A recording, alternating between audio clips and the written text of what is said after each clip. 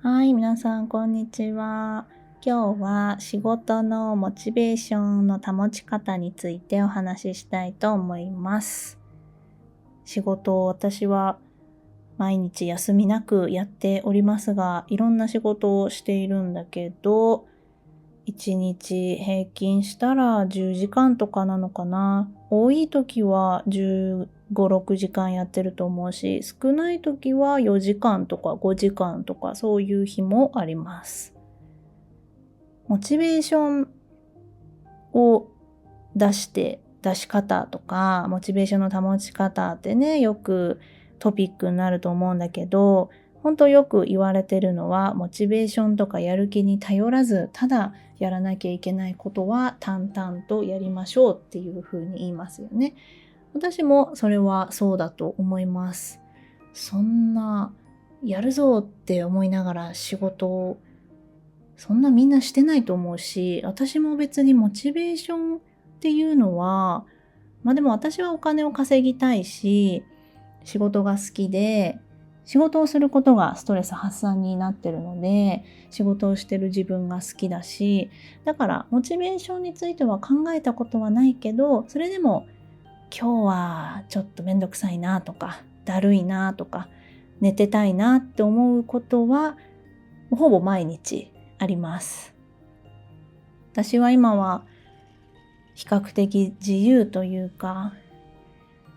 自分の子供がいるわけでもないので、そんな中でも家事しなきゃいけなかったり、やらなきゃいけないことはあるから、別に好きな時間に起きて寝て、いつでも何でもできるっていうわけではないんだけど、その決められた時間の中で、逆に時間範囲がある人の方がその時間を使って集中してできるっていう風に言いますよね。私もそれはそうだなと思います。一日、じゃあ今日はどこも行かなくていいし、誰もいないので自由ですっていう日が私、たまにあるんだけど、月1回、2回ぐらい。やっぱりそういう時は、一日中仕事するぞと思っても、半分ぐらいダラダラしちゃいますね。ゲームしてたり、漫画読んでたり、もうダラダラしちゃってるんだけど、やっぱ限られた時間があるとね、その中でやらなきゃいけないっていうのがありますよね。あとは、やっぱりやることがたくさんある人は、ちゃんと毎日のタスクをノートとか iPhone のメモ帳でもいいんだけど、そこにしっかり書いておく。で、その中で優先順位が高い、もう絶対に今やらなきゃいけないものとか、そういうものから手をつけて片付けていくっていうのが大事ですよね。今日やらなくてもいいし、なんなら別にやらなくてもいいっていう作業とかはやらなくていいですよね。それでもやりたいっていう作業はあると思うんだけど、そこはもうやらなきゃいけないこととか全部終わったらやればいいと思います。そこの何でもかんでも手をつけるとか、そういうのはあまり良くないですよね。そうならないために、その一つの仕事をしてると、あれもやらなきゃとか、メッセージ来たとかあるから、そこで今やってる作業を止めずに、ノートにこれが終わったらやらなきゃいけないことを書いておくっていうのは、頭の中もごちゃごちゃにならないし、やっぱタスクを一つ一つこなしていくためにはメモするっていうのは非常に重要ですね。あとはそのために適切に休むっていうことが大事だなと思ってて、私は仕事をすることが好きなので、逆に一日休みたいとは思わないんだけど、誰にも邪魔されずに自分のペースで仕事を進めていくっていう時間が私は一番好きなんですよね。だからもう締め切り間近とか、あとうるさい環境でとか、そういう中で仕事をするのは好きではないです。綺麗なお部屋で美味しいものを飲みながら食べながら音楽を聴きながら仕事をするのが好きです。で、そんな私でもストレスが結構体に出やすいんですね。で、今朝ちょうど中野社長の YouTube を見てたんですけど、中野優作さんっていう中古車販売のバディカの社長さんですね。中野さんの YouTube すごく好きなんだけど、そこで中野社長が言ってたのが、彼もメンタルはめちゃくちゃ強いんだけど、やっぱり疲れたりとかストレスが溜まっていると体に出るって言ってて、私と一緒だと思って。でもそれって体が教えてくれるって言って、そしたらちゃんと休むって言ってたんですね。確かにメンタルには来ないし、だからメンタルに来る前に体が教えてくれるんだなっていうふうに考えると、私もなんか中野社長と一緒ですごく嬉しくなりましたね。そう、ちょっと体の一部が赤くなったりチクチクしたりするって言ってて、私もそれストレスが溜まるとそうなるんですよ。だからそうしたら私はもう休むけど、やらなきゃいけない仕事はその状態でもやったりするけど、やっぱり休みますね。最近はヤクルト1000を飲むと、ヤクルト1000ってストレス緩和ってパッケージに書いてあるんだけど、結構体調良くなりますね。もともとたくさん寝れるし、ご飯もしっかり食べてるんだけど、ほんとこの1ヶ月間は家をリフォームしてるって前もお話ししたんだけど、それの立ち会いが私しか家族の中でできないので、やっぱり家をきれいにしてるわけだから、すごいいいことだからね、ストレスが溜まるようなことではないんだけど、朝早くから工事が始まって、で終わる時間がいっつもバラバラなんですね。18時過ぎまでやってる時もあれば、14時で終わってる時もあって、そのバラバラな時間が私結構ストレスなのと、やっぱ工事の音がうるさいから、その中で仕事をしてるから、あとは仕事場もね、実家にいるから、ちょっとこの自分の家とは違うんですよね。快適な場所ではないから、そこで実家だから落ち着いて何でもできるんだけど、やっぱりストレスが蓄積していって、今月は結構体調が悪かったですね。熱出るとかじゃないんだけど、本当体がなんかブツブツができるみたいな感じで、でもなぜか顔はツルツルなんですけどね。ありがたいことに体だけで、その分メンタルに来る前に私はしっかり休むし、今日は立ち会い行きたくない、もう家出たくないっていう風に家族に言うと、家族が何とかしてくれるんで、ただ私がリフォームしたいって言って私が進めてる案件なので、ここは自分が責任を持ってやりたくて、他の人にあんまり負担かけたくないなと思ってるので、それでももう今日は家で集中して仕事がしたい、休みたいっていう時は家族にお願いをします。やっぱりスケジュールが不安定っていうのが自分にとってすごくストレスで、会社員の時からそうなんだけど、急に何かが入るとか、急にスケジュールが空くっていうのは逆に私余裕ができるから嬉しいんだけど、それが私は結構ストレスを感じてしまって、まさにこの1ヶ月間は工事の日程は出てるんだけど、ほとんどスケジュール通りに行ってなくって、そこが業者さんも一生懸命やってくれてるから怒ってるわけではないんだけど、ちょっと自分の中でこの1ヶ月はすごいストレスでしたね。本当1年前ぐらいかな、仕事が軌道に乗って忙しくなって、その時もやっぱこんな感じだったんですよ。メンタルは大丈夫だけど体の不調でしんどかったんですけど、それも3、4ヶ月前から治って、半年前ぐらいか、治って、もうすごい順調だったんですけど、この1ヶ月間が結構もう来ましたね、ストレスで。そんな状態でも仕事は淡々とやっていくしかないですね。今日はやる気がないから、今日はモチベーション上がらないから、だるいからって言って仕事を後回しにしてもいいものだっったらもう全然問題ないんですよ。それで休むの大事だから。でもやらなきゃいけないこと、それはお客さんのお仕事もそうだし、自分の将来未来のためにやらなきゃいけないことがあるんだったら、それはやりたいやりたくないにかかわらずやらなきゃいけないですね。そのために環境とか自分が前向きに取り組めるように課金するっていうのは大事だと思います。狭い机で汚いところでとか、そういうのはやっぱりやる気にならないと思うので、デスクとか椅子、パソコン、そういうものに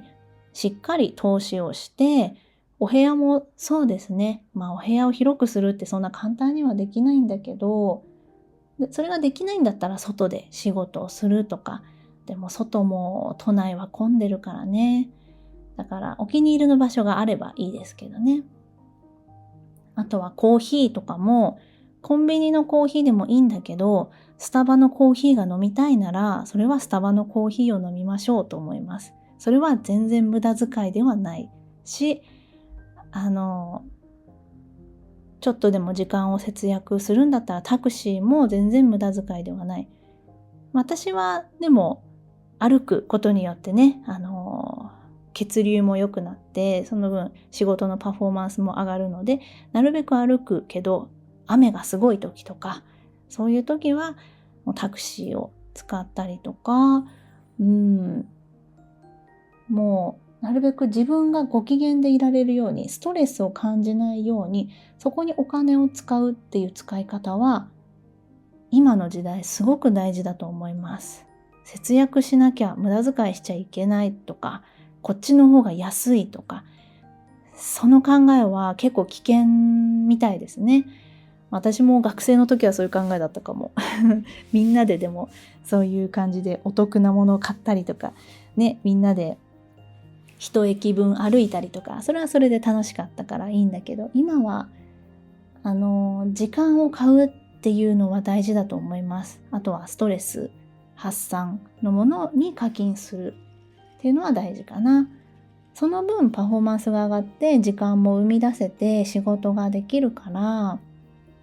あとは定期的に振り返るっていうのはすごく大事で、できれば1週間、1日ずつでもね、そうなんだけど、今日はどうだったかっていうので、ここで重要なのはできたことを考えるっていうことですね。できなかったことばかり考えちゃうと、自信もなくなっちゃうし、もやもやしたままになってしまうから、今日できたこと、できなかったことがあるなら明日やろうっていうふうに、明日の何時にやるっていうのをノートに書くのがおすすめです。私はただのノートじゃなくって一日の時間、タイムスケジュールが書けるようなノートを使ってるんだけど、これすごくいいなって思いました。何時に起きて何時から何時はこれをやるって。ぎっちり書きすぎるとそれがどんどんできなくて後ろ倒しになっていって、それでまた焦っちゃうので、余裕を持って書くっていうのが大事だなと思います。こういう感じでモチベーションはあってもなくてもやらなきゃいけないっていうことですね。お金を稼ぎたかったら、自分を変えたかったらやるしかないと思います。そのための定期的なお休みも必要だし、振り返ることも必要と思います。あとは仕事にもなるし、それがかつストレス発散になるっていうことを見つけられたらとってもいいなと思いますけどね。例えば私はこういう話すことが好きなので、これもストレス発散だし、工事してるとこれができないんですよね。それもストレスだったんだな。工事の音そんなに入らないとは思うんだけど、やっぱり私が話しててすごいうるさい音が外で鳴ると、それが嫌になっちゃうんですよね。ただ来月も引っ越しがあったり、ちょっとまだバタバタするかなっていう感じで、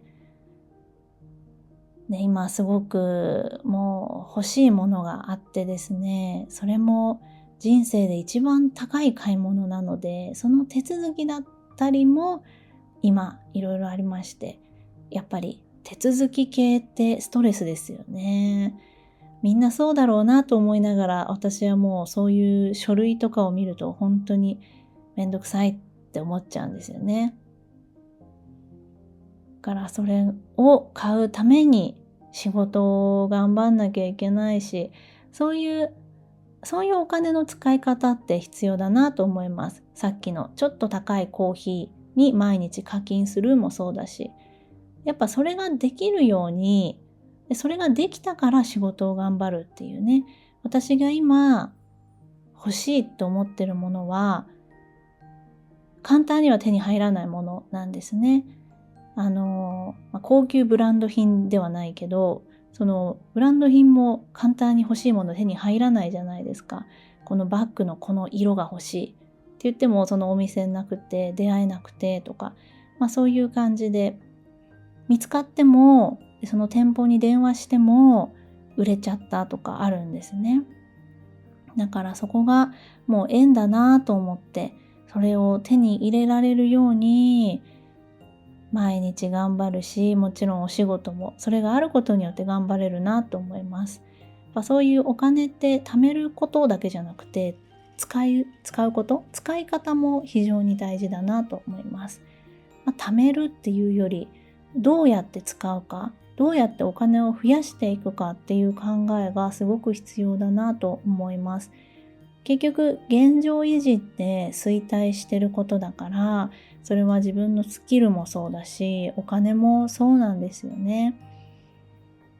50万円ずっとじゃあ現金で手元にあっても、それって現状維持してるわけじゃないんですよね。物価が上がっていってるから、それって衰退していってるんですよね。だからちゃんとお金を投資して、でもちろんリスクがゼロっていうものはないんだけど、でもじゃあその50万円を現金で置いとくっていうのはリスクゼロなんですかって言ったらそうではないですよね。そういうところもお金を増やす、自分の稼ぐ力をつけるっていうのがモチベーションにはなってるのかな。でそのためにそうなりたいとかそういう目標を掲げるっていうよりかは、そうなる未来、そうなる前提で行動していくのってすごく大事で、私本当にスピリチュアルとか占いとか全く信じない人なんですね。本当女なのに占いとか全然信じられなくって、でもさっき言ったこういう行動をしたらこうなるって一見スピリチュアルに思えるかもしれないんだけど、それって全然スピリチュアルじゃないなと思って、例えば年収1000万稼いでるような振る舞いで毎日行動をしていく。で、その未来しか考えてないっていう風になると、やっぱその分の行動が決まるんだよね。そうなると、今日やる気ないから仕事しなくていいやとか、今日はもう一日中お酒飲んじゃおうとか、そういう振る舞いにはならないんで、やっぱりこうなるっていう人を決めて、でその未来しか考えないし、今もそういう行いをするっていうのが大事だなと思います。実際の行動しか勝たんなので行動が大事なのでね、その理想の人を日々見続けるとか、そういうのも大事だなと思います。はい。じゃあ、今日はね、日曜日で、実はこの土日が久しぶりに私のお一人様時間、2日連続だったんですね。これがずっとだと寂しいんですけど、2ヶ月に1回ぐらいこれがあると、私はもう全開放みたいな感じで、好きな時に仕事ができて、好きな時にゲームができて、好きな時間に寝て、すごく幸せなんですよ、この時間が。で、さっき言った私ストレスで体に出るって言ったんだけど、この何もない日があるって思うだけで治っちゃうんですよ、体調不良が。だからもう今本当にもう私は完全体ですよ。だから土日がフリーだったんで、金曜日ぐらいからもうこの何にもない2日間を考えるだけで幸せでしたね。仕事何やろうとか SNS いっぱい更新しようとか、昨日6アカウント更新したもんな。自分のアカウントは2アカウントだけなんだけど、でも昨日久しぶりにインスタも更新ができました。嬉しい。あとはね、全部お客さんのアカウントなんだけど、良かったです。本当に6アカウント更新するって、達成感ですね。で、だいたい投稿時間って夜の8時から9時がいいので、今やってるアカウント一応全部日本のアカウントなんで、それなので全部予約投稿をして、予約投稿が終わった時がすごい嬉しかったですね。今日も多分投稿あるんだよな。そんな感じで何日に投稿するって決まってるなら、それは全然ストレスじゃないんですけど、急に今日何時にこれっていうのが来るとちょっとしんどいんだけど、でもそれでもね、 SNS はスマホでポチってやるだけなんで、ありがたいですよね。はい、じゃあ今日はこれぐらいで終わりにします。今月も半分終わったので、残り半月もないけど頑張っていきましょう。はい、では最後まで聞いてくれてありがとうございました。バイバーイ。